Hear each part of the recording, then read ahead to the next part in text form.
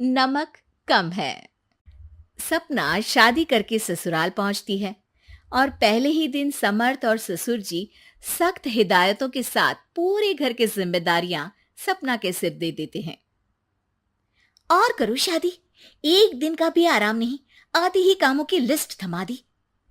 और इसी तरह साल बीत जाता है और सपना सुनते सुनाते धीरे धीरे घर में एडजस्ट कर लेती है।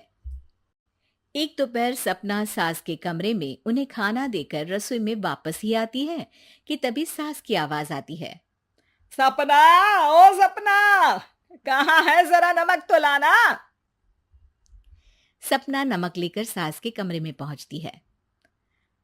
अरे तुम्हें पहले भी बोला है कि एक डिब्बे में थोड़ा नमक डालकर मेरे खाने के साथ ही दे दिया करो। देखो, इस तरह बार बार तुम्हें आवाज लगाना भी तो अच्छा नहीं लगता ना। वैसे भी आज तक ऐसा दिन तो आया नहीं जब आपको नमक कम ना लगा हो। फिक्र नॉट, मुझे तो आदत हो गई है। हाँ भाई, अब दवाइयाँ लेनी है तो खाना जैसा भी है खाना तो पड़ेगा ना। मैं आपके हाई ब्लड प्रेशर से बेखबर नहीं हूं और इसीलिए ये चिकनी चुपड़ी बातें उसे सुनाना जो इसमें फंस जाए। अरे सही है, खाना अच्छा बनाओ या ना बनाओ, सास को उल्टा जवाब जरूर दे दो। सास की टेढ़ी बातें सुनकर सपना आगे बिना कुछ बोले वहां से चली जाती है। दिन बीतते हैं और सास बहू का रूटीन वैसा ही रहता है, जिसमें अब सास अड़ोस पड़ोस और अपनी सहेलियों के सामने भी खाने का जिक्र करने लगती है। बस क्या बताऊं बिमला, बहू अच्छी है पर खाने में नमक सही डालना आज तक नहीं सीखी। अरे क्या बात कर रही हो? फिर तो तुम्हारा 2 वक्त की रोटी खाना भी मुश्किल हो जाता होगा। तभी सास सपना को वहां आते हुए देख लेती है। हाँ हाँ, लेकिन कभी समझाओ तो झट समझ भी तो जाती है। अब देखो, जैसे अभी सपना बेटी को मैं बताऊंगी कि कल उसके ससुर जी और मेरी शादी की सालगिरह है, हमारे लिए ये बहुत ही स्पेशल दिन है, तो मेरी बेटी अपने आप हमारा मनपसंद चटपटा खाना बना देगी।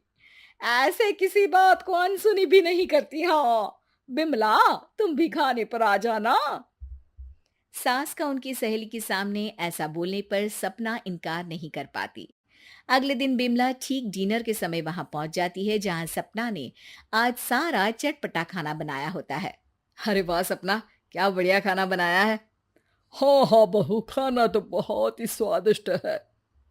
जब बाकी सब खाने की तारीफ कर रहे होते हैं, वहीं सास और बिमला बिना कुछ बोले सुने स्वाद में खोई हुई बस खाना ही खाती रहती हैं, जिसके कुछ देर बाद सास का ब्लड प्रेशर सुपर हाई हो जाता है। अरे हाय, मर गई, मेरा तो सिर घूम रहा है। आपसे किसने कहा था ऐसे खाने के लिए जैसे जन्मों से कुछ मिला ही ना हो? अरे हद है, मतलब जब तुम्हें बोला था कि मम्मी को तेज नमक वाला खाना नहीं देना, फिर दिया क्यों? मेरी माँ को मारना चाहती हो क्या? अरे बहू, तुम्हें एक जिम्मेदारी दी थी, उसमें भी इतनी लापरवाही। ऐसा माहौल देख बिमला तुरंत वहां से चली जाती है। साथ ही समर्थ और ससुर जी सास को लेकर कमरे में चले जाते हैं। ये सही है, सहेली के सामने बोली हुई बात भी मनवा ली और तबीयत खराब करके मुझे डांट पड़वा कर ऐसे चुप हो गई जैसे मुंह में जुबान ही ना हो। इसके बाद सास की तबीयत तो ठीक हो जाती है, लेकिन अब सपना पहले से भी ज्यादा सतर्क रहने लगती है, जिसमें खाना पहले की ही तरह नमक की कमी के साथ बनता रहता है, जिससे सास भी सच पता होने पर सपना को ताने दिए बिना रह नहीं पाती। अरे बहू, वैसे तो खाना सही बना है, लेकिन सब्जी में नमक कम होने की वजह से रोटी खाने में स्वाद ही नहीं आ रहा। अगली बार जरा ध्यान रखना। आपके नमक का ध्यान रखते रखते ऐसा लगता है किसी दिन मुझ में ही नमक की कमी ना हो जाए। तो फिर सही नमक डाल दिया करना। हाँ हाँ, जिससे आप दोबारा हाई ब्लड प्रेशर करके उस दिन की तरह सबसे मुझे डांट पड़वा सको। अरे जो भी कहो, उस दिन खाना बड़ा स्वादिष्ट बना था।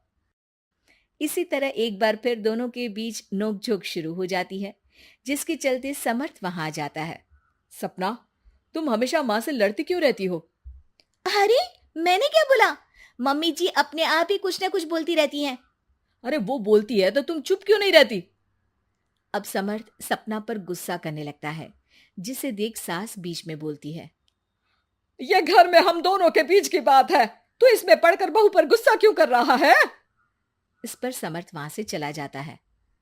क्या बात है, आज तो आपने मेरी तरफदारी कर ली, वो कैसे? अरे फीका खाना खिलाती है, इसका मतलब ये नहीं कि बहू से दुश्मन बन गई है, और उसके लिए भी सिर्फ मैं ही बोल सकती हूँ और कोई नहीं। ओहो, आज तो सास बहू में बहुत प्यार जग रहा है। अरे तो फिर आपके पेट में दर्द क्यों हो रहा है? तुम कुछ ज्यादा ही उल्टे जवाब नहीं दे रही, कभी समर्थ कभी मैं। अरे तो फिर सुन क्यों रहे हो, यहां खड़े रहकर जाओ ना। ससुर जी वहां से चले जाते हैं, जिस पर सास का अपने लिए ऐसा व्यवहार देख सपना उनसे कहती है, वैसे तो आप इरिटेटिंग हो, अपनी गलती मानती नहीं, इमोशनल ब्लैकमेल भी बहुत अच्छे से कर लेती हो, पर जैसी भी हो, मेरी सासू माँ हो, मैं कभी आपकी सेहत के साथ कोई खिलवाड़ नहीं कर सकती, इसीलिए कुछ भी बोलो कुछ भी करो, आपको नमक तो हमेशा मांगना ही पड़ेगा। सपना की बात सुनकर सास मुस्कुराते हुए चुप होकर वहां से अपने कमरे में चली जाती है।